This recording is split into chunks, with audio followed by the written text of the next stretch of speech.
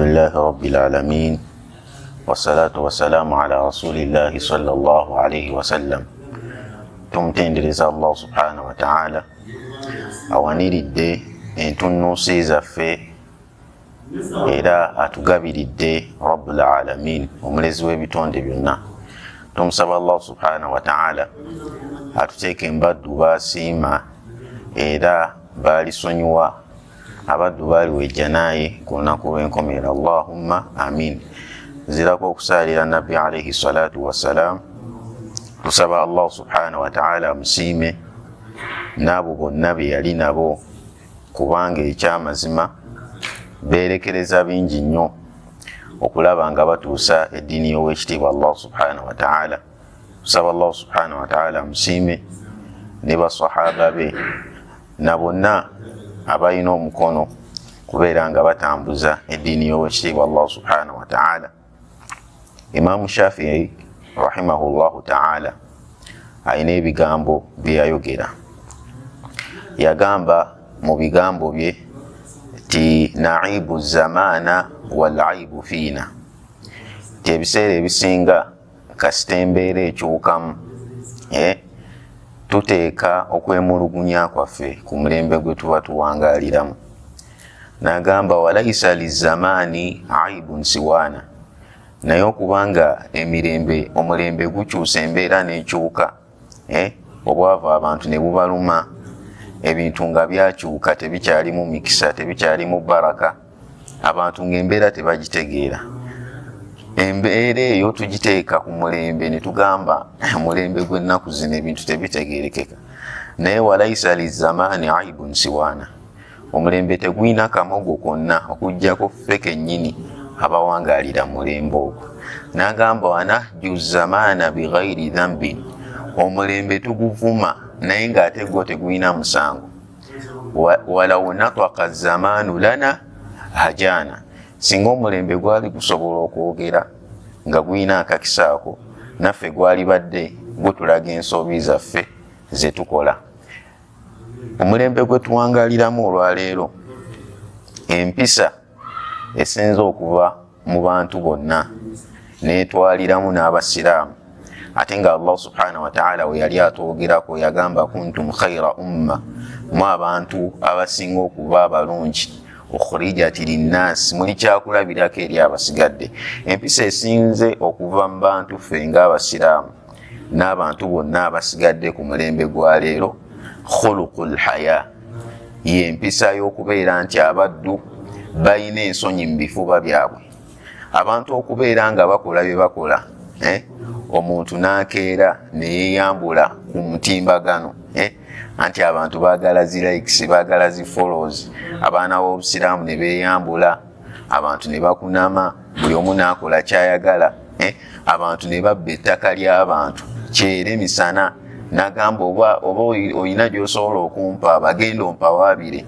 Abantu ne batta bannaabwe misana, abantu ne babba bannaabwe misana, buli omu n'akola kyayagala, abantu ne bayinda kyere, ne kituuka nga ne bamalaaya balina obwogerero mu ggwanga lye tuwangaaliramu. Mwajjugira ku covid nga nabo bakomplaininga babawe ssente ssebo.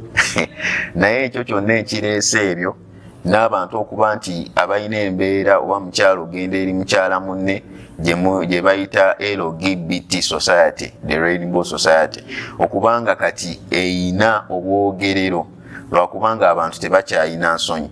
Nabbi alayhi salatu wassalam kyekyo kye yayogera mu hadithi. N'agamba mu hadithi ey'ekitiibwa, yagamba inna mimma adraka nnas min kalami nubuwati lula, mazima mu bigambo abantu bye basinkana nga byajja babibabuulira bannabbi baabwe. Nabbi yagamba ekigambo kino, yagamba bannabbi bonna babuuliranga abantu baabwe ekigambo kino, idha lam tastahi fasna ma shi'ta, w'obanga toyina nsonyi mu mutima gwo kola ky'oyagala. Genda ku TikTok okuname, bamunno bbe ettaka lya munno omwekalizeemu, genda munno omukuba akatayimbwa, mulyaza amaanyi abantu misana ttuku, olw'okuba temuyina nsonyi. Nabbi kye yagamba, obanga toyina nsonyi mu mutima gwo kola kyokola ki kyoyagala. Ensonyi kyeki? Amanyi batugamba inna alhaya, kye bayita ensonyi, khuluqun, zempisa, yabathu ala kulli fi'lin malih, zempisa nga zikutuma okukola buli kintu kyonna kyolaba ekisaanidde. Wa taruku kullu fi'lin qabih, ng'era omutima gwo gugamba nti ekyo kibi tokikola. Wobanga mu mutima gwo oyina embeera eyo, nogamba musajja asudde omutwalo gw'omulaba agenda, ensonyi ne zikwata n'omuyita, oba ekintu ne kikutuma n'omuyita, n'otya n'ogamba sigenda kubba ttaka lya muntu, sigenda kweyambula ku TikTok, ndi musiraamu. Wobanga ekyo kiyina mu kifuba kyo, manya ze ensonyi Nabbi alayhi salatu wassalam ze yayogerako. Era Nabbi alayhi salatu wassalam yagamba alhayau min al iman, yagamba ensonyi okubanga omuntu kino ogamba tekisaanidde kubeera nga kikolebwa, kino kyekisaanidde okukolebwa. Nabbi yagamba obwo bwe bukkiriza. Era mu hadithi endala n'agamba kati ate naddala ffe abasiraamu, omuwala akeera ku makya ne weeyambula ng'olina erinnya Maryam, olina erinnya Sumayya, olina erinnya Fatima, olw'okuba oyagala likes, obeera oswaziza eddiini yaffe. Lwaki? Nabbi waffe omulungi sallallahu alayhi wasallam yagamba inna likulli diinin khuluqa.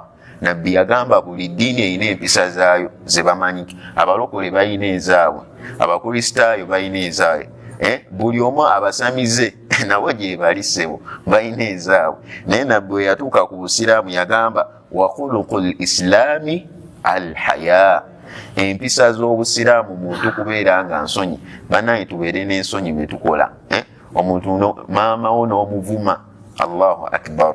Waliwo abantu abatuuka ne kussa erigoba bamaama baabwe abafuuse bannamwandu olw'okuba baagala otunda ettaka bafune sente, ne batuuka n'okubayita amalaaya. Oli n'avuma maama we n'olwana ne muzaddewo. Allahu akbar. Nabbi kyobala yagamba kasita omuntu aggwamu ensonyi aba asobola, aba alina kapasite ekola buli kintu kyonna kyaba ayagadde.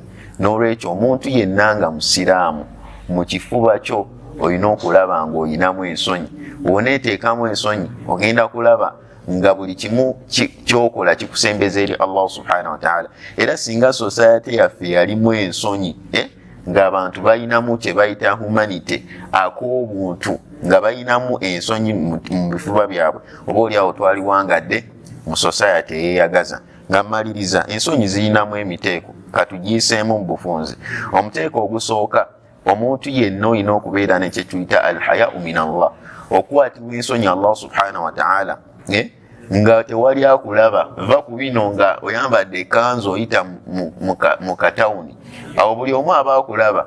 Era ensonyi z'oba okwatibwa oba ozikwatibwa balala. Naye kye twogerako kye kino omutontomi kye yatontoma n'agamba idha khalawta biribatin fi dhulma, singa obeera nga weeyawulidde mu luumu yo ssaawa 8-9 tewali akulaba, wa nafsu da'iyatun ila tughyani, ng'omwoyo gwe gulina kye gukutuma okukola, fastahyi min nadhari lilahi wa qul laha, kwatibwa ensonyi no okakase nti Allah subhanahu wa ta'ala akulaba. Era omutima gw'ogugambe, omwoyo gw'ogugambe inna alladhi khalaqa adh-dhalama yarani, Katonda yatonde ekizikiza kino kye neekweseemu ssaawa 9, mazima ddala ndaba.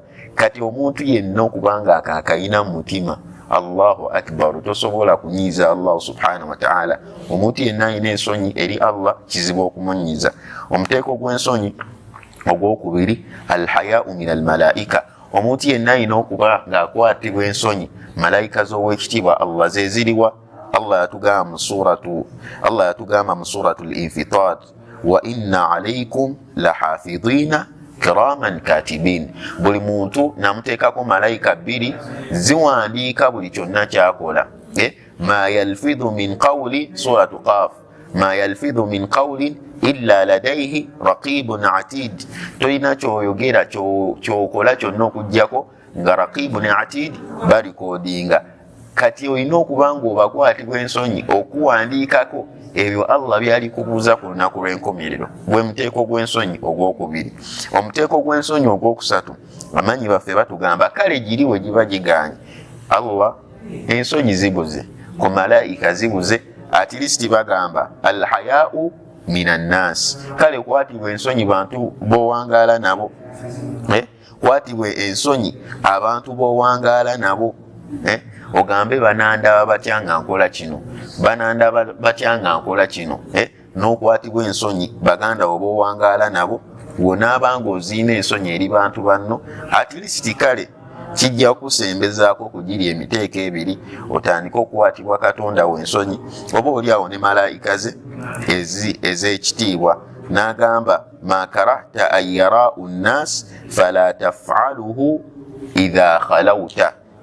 Amanyi batugamba ekyo kyonna kyotya, kubanga kino kasita okwatibwa ensonyi abantu banno, of course kiba kikusindiikiriza ku miteeko giri ebiri gye tulabye. Era kyobalaba amanyi bagamba ma karahta an yarau nnas fala taf'alahu idha khalawta. Kyotamwa okubanga abantu tebakulaba nga tuyagala bakulabe ng'obba, ng'oyenze, ng'okoze eki, ng'ossa omuntu. Kasita era oba ng'olina chance eyo nga tebali bakulaba, tokikolanga, kubanga hadhihi haqiqatul aya.